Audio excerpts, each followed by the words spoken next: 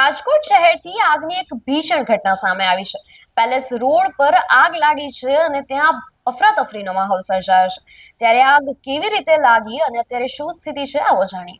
નમસ્કાર, હું છું અંજલિ રાવલ અને તમે જોઈ રહ્યા છો ન્યૂ ભારત ન્યૂઝ।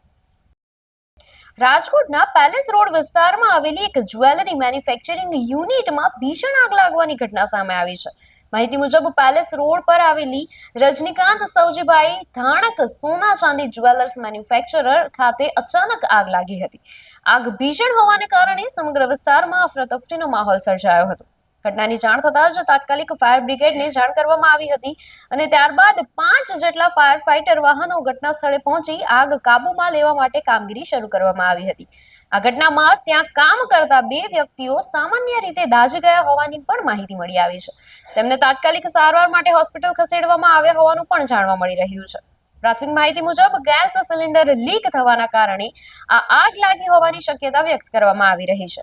જો કે ઘટનાના ચોક્કસ કારણ અંગે વધુ તપાસ હાથ ધરવામાં આવી રહી છે।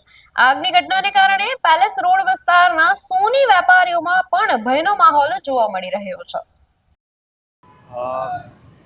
પેલેસ રોડ પ્રહલાદ પ્લોટ શેરી નંબરના 5ના કોર્નર ઉપર સિટી સેન્ટર નામનું કોમર્શિયલ કોમ્પ્લેક્સ આવેલું છે, જેના 3જા માળે રજનીકાંત સૌજીભાઈ ધાણકની પોતાની સોના અને ચાંદીના પારા બનાવવાની મેન્યુફેક્ચરિંગ યુનિટ છે, જેમાં ભઠ્ઠીના કામકાજ કરતા કોઈ પણ કારણોસર આગ લાગેલી અને ફાયર ફાઇટરની ટીમ છે તાત્કાલિક પહોંચી ગઈ છે અને આગને સંપૂર્ણ કાબૂમાં લઈ લીધી છે। એમાં આગમાં વત્સલભાઈ ધાણક જે છે એમને હાથે માઇનર બર્ન્સ ઇન્જરી છે અને એને 108 એમ્બ્યુલન્સ મારફતે પોકાટ હોસ્પિટલમાં સારવાર માટે ખસેડેલ છે અને બાકી કોઈ જાનહાનિ છે નહીં। હાલ આગ જે છે એ સંપૂર્ણ કાબૂમાં છે। આપની પ્રતિક્રિયા અમને કોમેન્ટ સેક્શનમાં જરૂરથી જણાવશો અને જોતા રહેશો ન્યૂ ભારત ન્યૂઝ। નમસ્કાર।